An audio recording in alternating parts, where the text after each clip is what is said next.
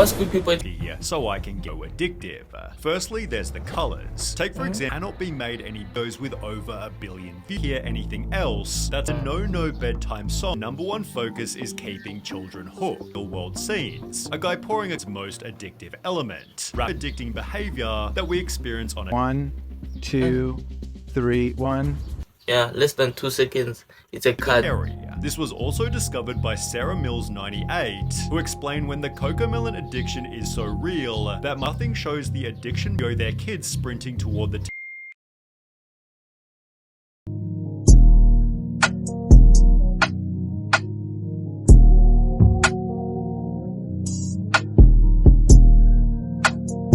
What's good, people? It's your boy Bandile Pekka with another video. No, it is nothing much to say. Today I reacting on a video. Why should parents stop making their kids watch Cocomelon? Because Cocomelon is addictive and like a drug or something like that. You know what it is. So if you're new to the channel, don't forget to hit that subscribe button, hit that notification bell, and you'll be notified next time when I drop a video. You know what it is. Let's just get to the video, people. My son is almost 2 and I've been letting him watch Cocomelon, but now I had to get him speech therapy so I can get him to talk. There are hundreds and hundreds of anecdotes in which parents mention the exact same problem. The Cocomelon show is so insanely addictive, it's being compared to nicotine and causing developmental issues amongst the kids who can't stop watching. Children's TV expert Jerica Sands calls it the most damaging show a child can watch, explaining the sneaky ways in which they make the show addictive. Firstly, there's the colors. Take for example the wheels on the bus. The 3 main colors, blue, green and yellow, are all at maximum saturation, meaning they cannot be made any brighter no matter how hard you try. So extreme saturation is normally used for alerts and notifications, as it's exciting, dynamic and attracts attention, which is why it's also used in slot machines. Cocomelon puts these colors in perfect contrast, making them appear even more vibrant, which is different to, for example, Bluey, in which the colors instead blend together.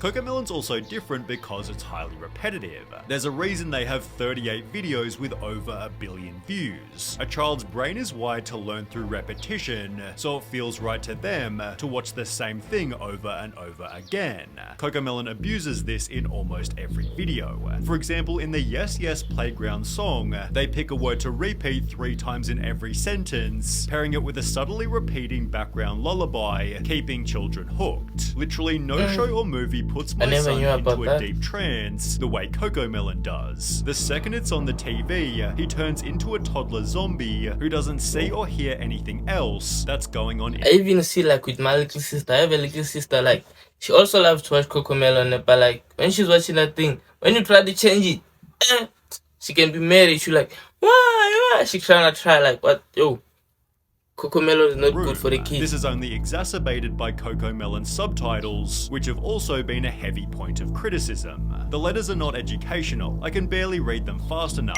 It's simply another interesting element to capture your little one's attention. Cocomelon explains in every description, our goal is to help make learning a fun and enjoyable experience for kids, giving you the peace of mind that your children are receiving quality educational content. But people have argued that they're teaching exactly what children shouldn't do. For example, in the No Bedtime song, the baby refuses to brush his teeth, have a bath, put on pajamas or get in bed. The education is that he eventually agrees to do so, yet a TikTok user was critical, stating, anytime I'd ask my son to do a simple task, he'd say no.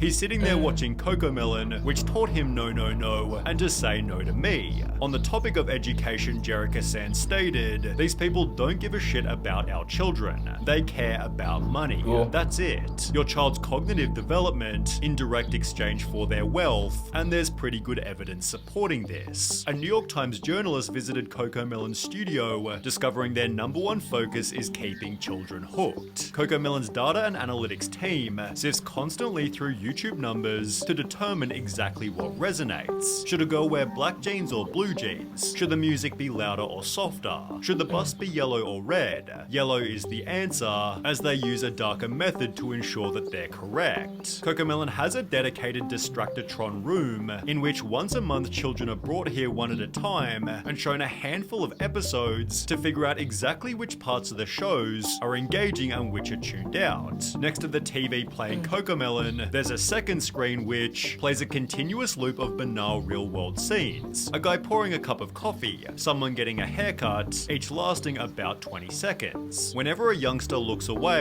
from the Moonbug show to glimpse the distractotron, a note is jotted down. We can see what they're looking at and the exact moment when they got distracted. Therefore, education clearly isn't the primary goal. Keeping kids' attention is, and this is proven by Cocomelon's most addictive element, rapid camera cutting. It's crazy how many times the frame changes on Cocomelon. It's the same type of addicting behavior that we experience on a TikTok binge. It's the quick change of frame that releases that dopamine and makes the videos addicting to watch. Count the seconds between a change of frame. Well, TikToker the Circus Brain did exactly this. He firstly counts the changes on My Little Pony, concluding there's about 6 seconds between each cut. He then compares it to Cocomelon. 1, 2, 3, 1, 2, 1, 2, 1, 2, 1, Yo, 2, 1, yo.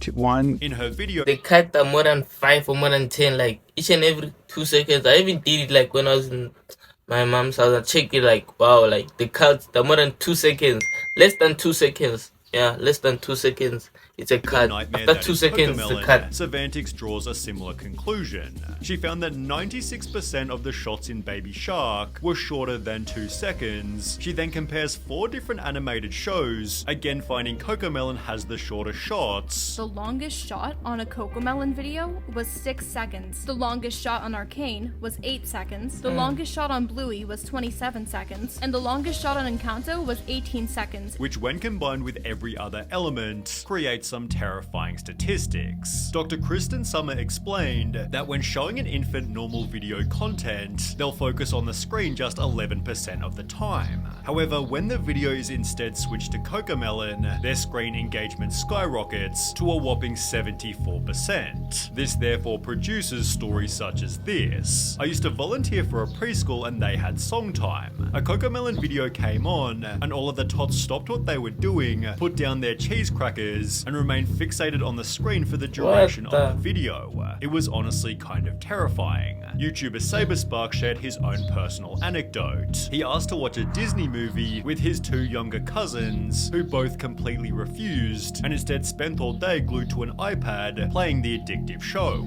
In Cocomelon Made My Kid a Zombie, a mother talks about her son. He would be in a daze while watching it. You could be waving your hand right in front of his face and he wouldn't move.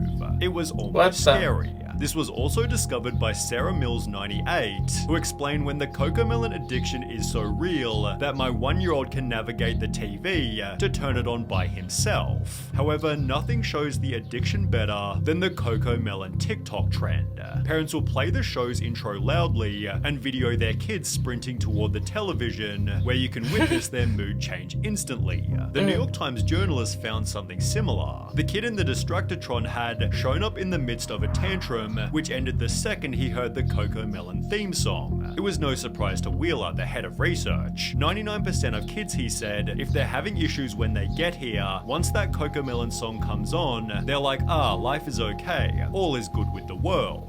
Obviously, there's a reason for this. Cocomelon is so hyper-stimulating that it actually acts as a drug, and what happens when you take the drug away. Young children experiencing symptoms of addiction and withdrawal, obviously leaving them completely dysregulated. TikTok user ThePoff1 filmed what happens when you take the show away, explaining he'll be inconsolable for at least 10 to 15 minutes after, adding in the description, Cocomelon meltdown is legit. Once you have a taste of the cocoa, it's hard to break the addiction, which this Reddit user had experienced even worse. My husband and I have been worried about our child. I can slowly see how she'd throw violent tantrums at home and in church whenever she'd get bored and would want to watch the show. Her behavior changes the moment she watches the show, and she will not even eat her meals if she wouldn't watch it. After these tantrums end, kids can experience a general discomfort in the speed of everyday life. The more they watch the show, the more their brain begins to expect this in intense level of stimulation.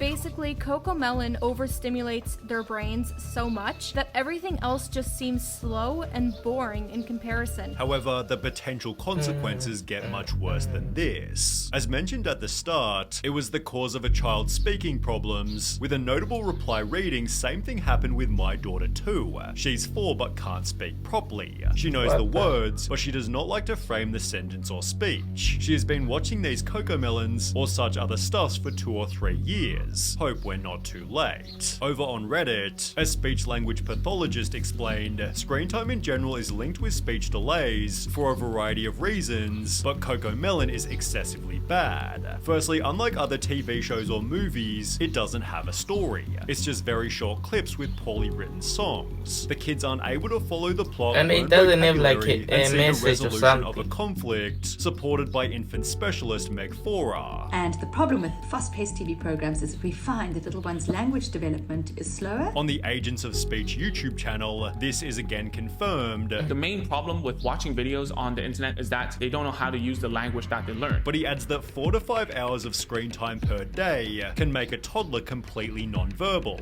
4 to 5 hours is obviously a lot of time, but in Cocomelon Made My Kid a Zombie, researchers discovered that 5-year-olds who watch more than 2 hours of TV a day tended to have lower attention spans and were 7.7 times more likely to show symptoms of ADHD. These screen times might be even lower for Cocomelon specifically because, as explained by Jerica Sands, not all screen time is created equal. A child who just watched 30 minutes of Cocomelon and a child who just watched 30 minutes of Trash Truck will look like a very, very different child. Thankfully, here lies a simple solution. Sierra Renee explained that Cocomelon, 2-year-old that's is it. speech delayed and addicted to Cocomelon. Switched to Miss Rachel 2 days ago, and he's already saying more words and hasn't had any tantrums. Kim.it shared an almost identical anecdote. "My 8-month-old was obsessed with Cocomelon and having bad tantrums, so I cancelled Cocomelon and only let her watch Miss Rachel, and she said her first word within the first 3 days of watching."